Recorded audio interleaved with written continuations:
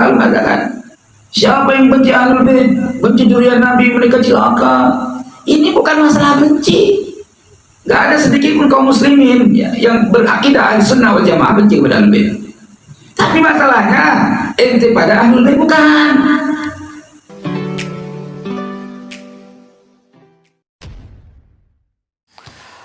Assalamualaikum warahmatullahi wabarakatuh. Jumpa lagi dengan saya di channel Gagasan Progresif 9, sahabat sebangsa dan setanah air di mana saja Anda berada.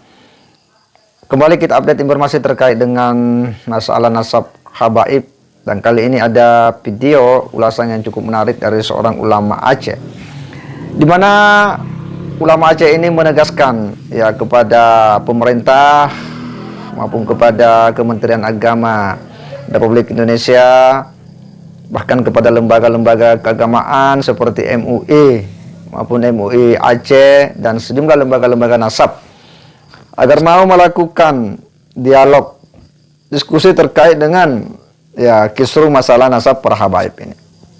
Bahkan ulama Aceh ini meminta agar PBNU melakukan ya lembaga Ba'sul Masail mau memfasilitasi, karena persoalan ini menurutnya ini sudah sangat ibaratnya sudah membahayakan.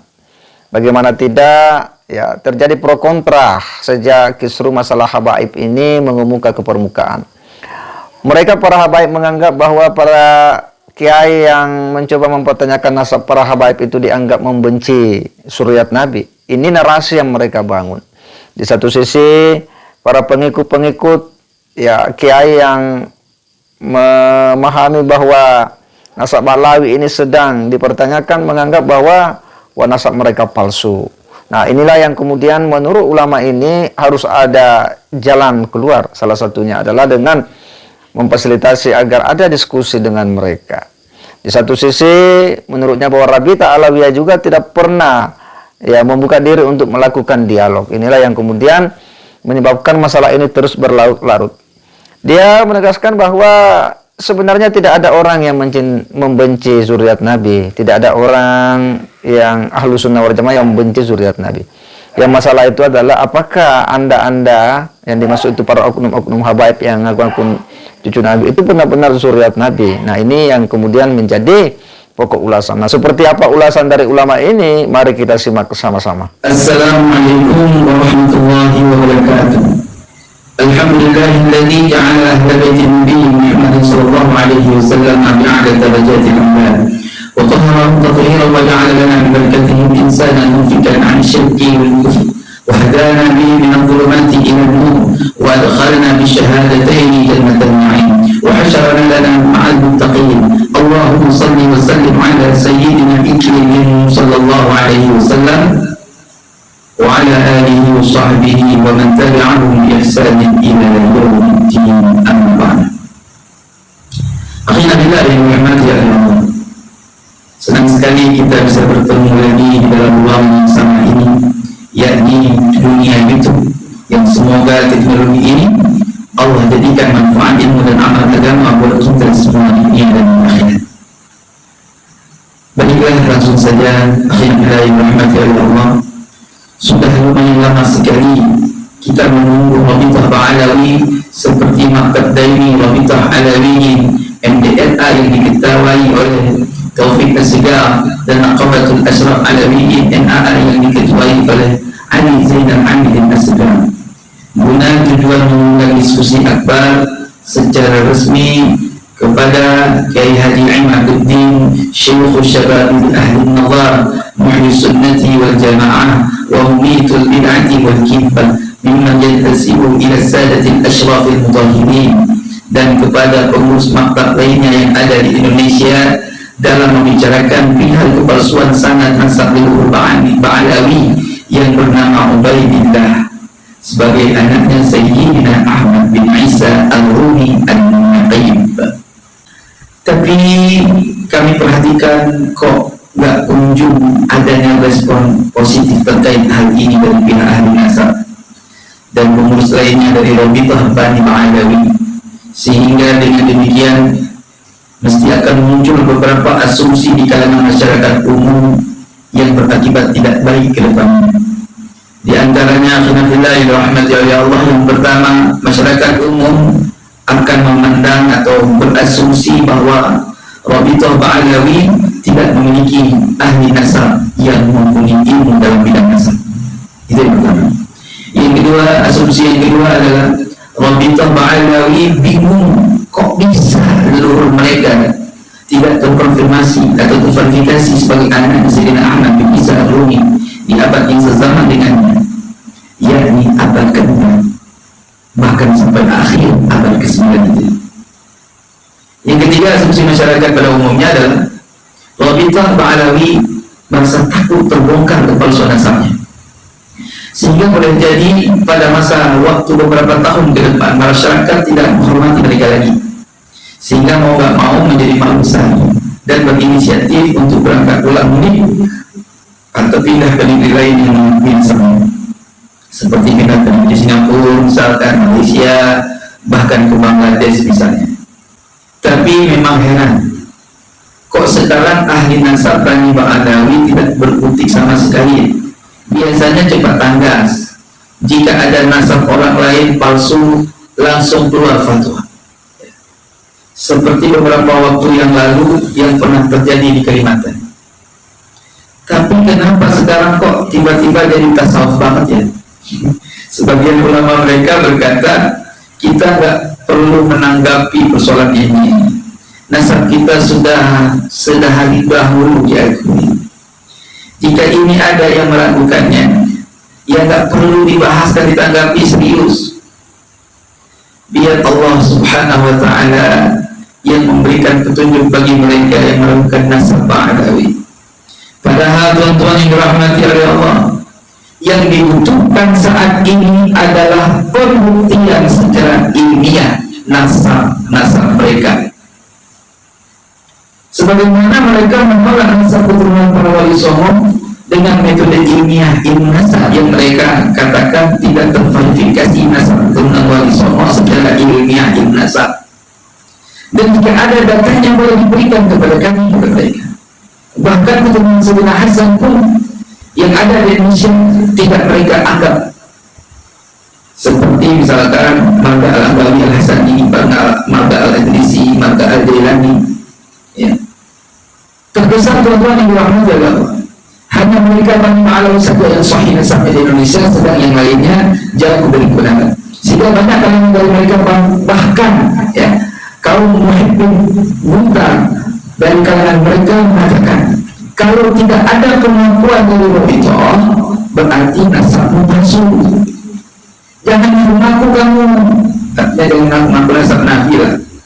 Nah, sekarang khilafillah rahmatullah Allah, mana buktinya keabsahan nasabnya sendiri saja tidak berani dibuktikan secara ilmiah.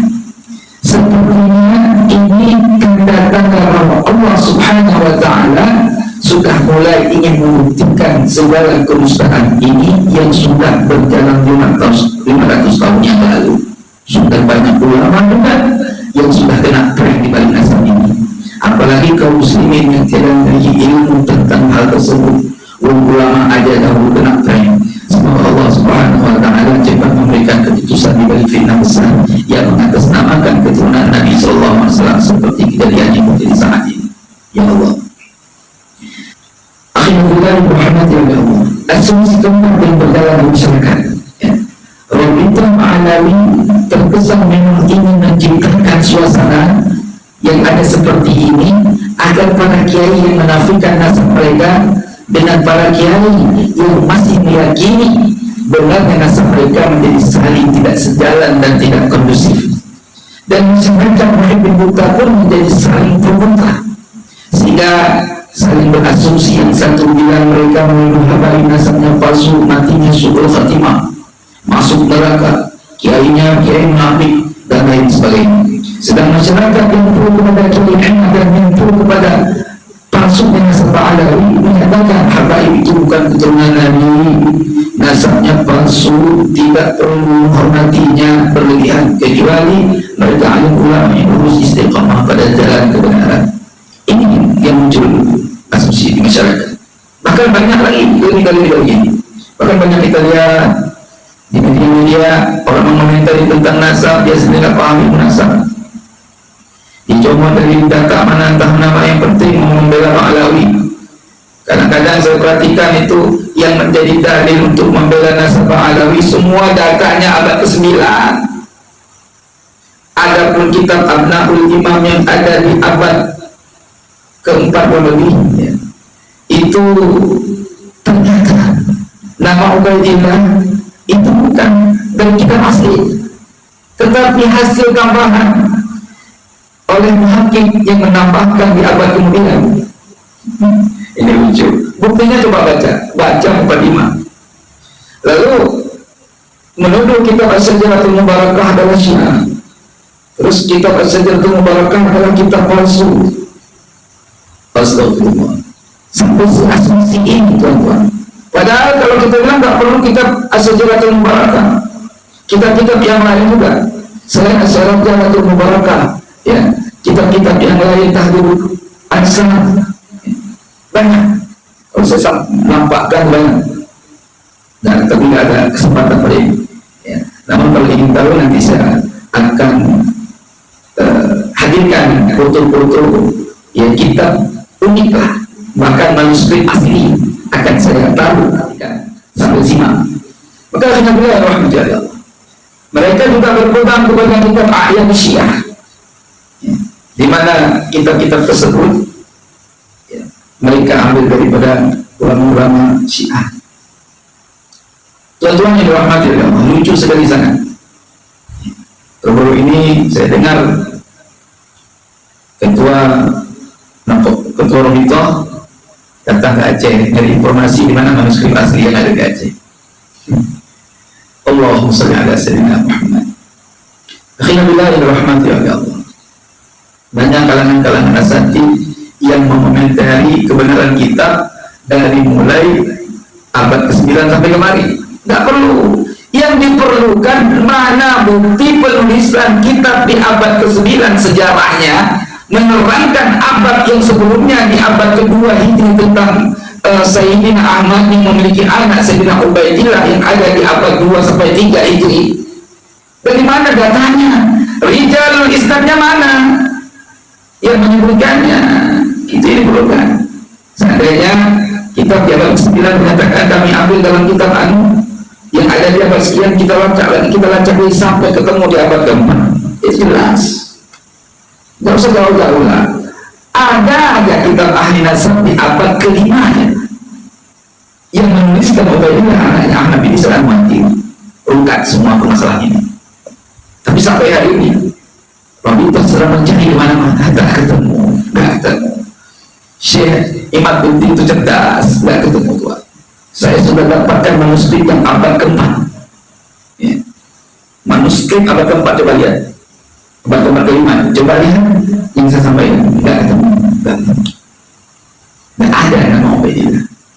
Maka di abad ke-4 Imam Ahmad bin Isa Ar-Rumi punya anak cuma satu, yaitu Muhammad, sampai panjang risalahnya.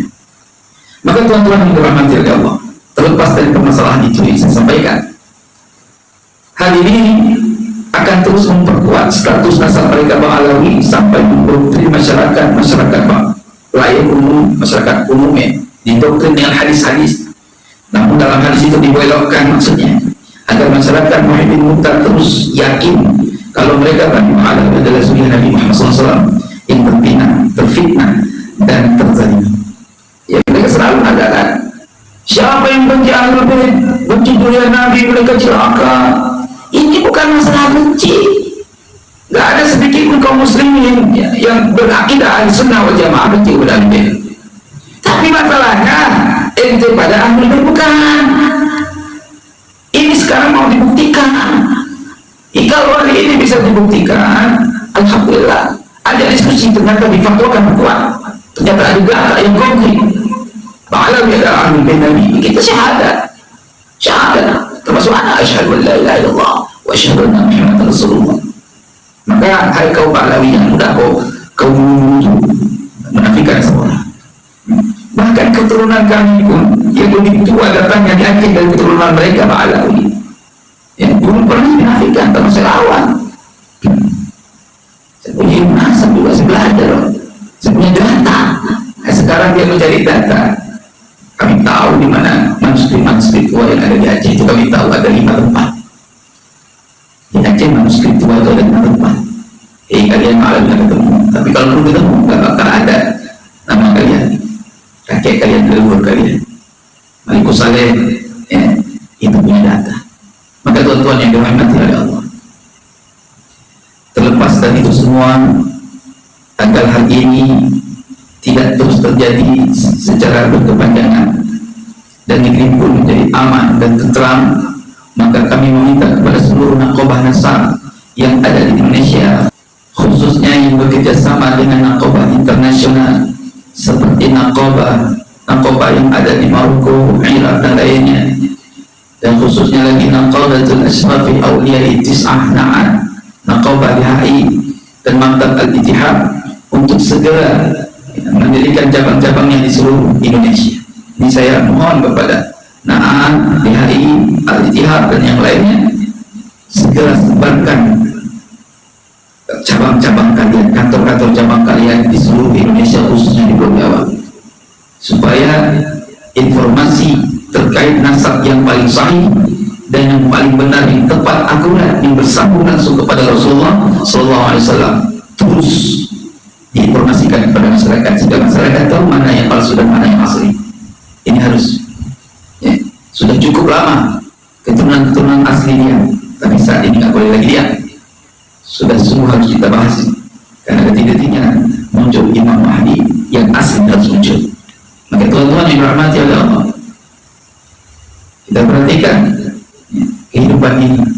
Maka jangan sampai keturunan yang bukan keturunannya menjadi mulia, sementara yang asli nggak ada yang mulia ini, ya, nggak ada. Kalau ada yang asli dianggap palsu, yang palsu dianggap asli. Akhir zaman tuh, akhir zaman ini, ya. Emang yang laku itu yang palsu sebenarnya, yang asli nggak laku, mahal. Ya, ibarat celana jin aja dijualnya ngumpet-ngumpet. Yang asli, kalau yang palsu murah, 20.000, 50.000. Ini zaman yang palsu laku, tapi tidak bisa begitu. Yang asli tetap berjuang. Maka oleh sebab itu, tuan-tuan yang dirahmati Allah, tujuan untuk diadakannya atau dibukanya cabang-cabang yang ada di seluruh Indonesia, khususnya di Pulau Jawa, untuk mengantisipasi fanatisme buta terhadap nasab-nasab yang putusannya, ya. Khususnya bagi Pak Alawi tidak mau diskusi untuk mempertanggungjawabkan keabsahan nasab mereka dan umumnya nasab-nasab lainnya yang disebutkan secara serampangan terhadap nasab Nabi yang itu. Dan kami sebagai anak bangsa sangat berharap terhadap wadah pemersatu umat, yakni Ormas Nahdlatul Ulama, untuk mengadakan bahsun nasail terkait kepalsuan nasab bagi Pak Alawi dalam judul khusus dalam pembahasan ini. Kenapa? Karena ini merupakan hal yang sangat penting untuk dikaji ulang dalam wadah bahsun nasail. Kenapa? Ini semua karena disebabkan tim pengurus Orbital Pak Alawi pun tidak kunjung berani untuk mengadakan diskusi akbar. Dan untuk pelaksananya perihal tersebut, kami berharap kepada pemerintahan kita, khususnya dalam hal ini adalah pemerintahan Kementerian Agama dan juga lembaga resmi Majelis Ulama Indonesia dan Majelis Ulama Aceh, Majelis Ulama lainnya di Indonesia, agar berkenan ikut serta dalam membahas masalah ini di wilayahnya masing-masing dengan didukung Kementerian Agama tentunya. Dalam hal ini sangat kami harapkan dukungan dari Bapak Menteri Agama Republik Indonesia, yakni Bapak Kiai Haji Yaakob Khalil Qaumas. Mohon maaf bila ada salah menyebutkan nama, yang namun tidak mengurangi rasa hormat dan ta'zim kami. Kami sangat berharap Bapak Menteri Sudi kiranya menghimbau kepada segenap pengurus LBMNU, MUI atau MPU Aceh untuk melaksanakan bahsun nasail terkait keabsahan nasab Bani Alawi dengan penuh ketulusan hati melalui titah Bapak Menteri sendiri. Dan kami yakin semuanya akan menjadi kondusif dan telah selesaikan masalah ini sesuai dengan kaedah-kaedah syariah di negeri kita yang tercinta ini, dan juga insya Allah akan menjadi bekal fadilah amal kebaikan Bapak Menteri serta segenap alim ulama Indonesia di dunia dan di akhirat yang mau berkenan membahas persoalan ini. Amin ya Allah ya mujib as-sailin. Untuk itu alhamdulillah rahmati oleh Allah.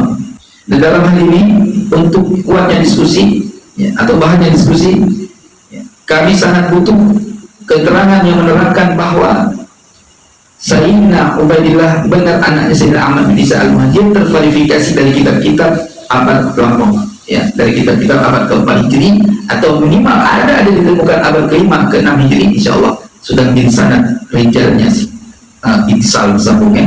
Begitu tuan-tuan yang dirahmati oleh Allah. Untuk itu kami pada siaran ini tidak membahas terkait kitab-kitab nasab yang menjadi rujukan ulama ahli nasab yang menafikan nasab Alawi dan yang menetapkan nasab Bani Alawi, sebab tujuan kami saat ini adalah ingin mengajak segala kalangan baik pemerintah dan rakyat Indonesia untuk ikut membantu dan menggiring terutama opini-opini agar pihak Rabitah mau mengadakan dan mengundang diskusi akbar. Jika mereka masih tidak mau juga, maka pemerintah dan lembaga Bahsul Masail NU serta lembaga MUI dan PU khususnya itu Aceh, dan umumnya Majelis Ulama lainnya dan lembaga-lembaga nasab Indonesia agar segera mengadakan pengkajian secara mendalam terkait masalah nasab Alawi ini. Dan insya Allah saya akan hadir kembali untuk sedikit membahas beberapa kitab yang menafikan nasab Alawi dan yang menetapkannya sebagai pembahasan iklan sebelum diadakannya diskusi akbar di depan, agar masyarakat terus update ya terkait masalah ini. Akhirul kalam, kami ucapkan banyak terima kasih dan jangan lupa dibantu secara informasi ini agar dapat segera dapat direalisasikan untuk terjadinya diskusi akbar. Kami akhiri, waffaqanallahu wa iyyakum taufiqan ila aqwamit tariqi ajma'in. Assalamualaikum warahmatullahi wabarakatuh.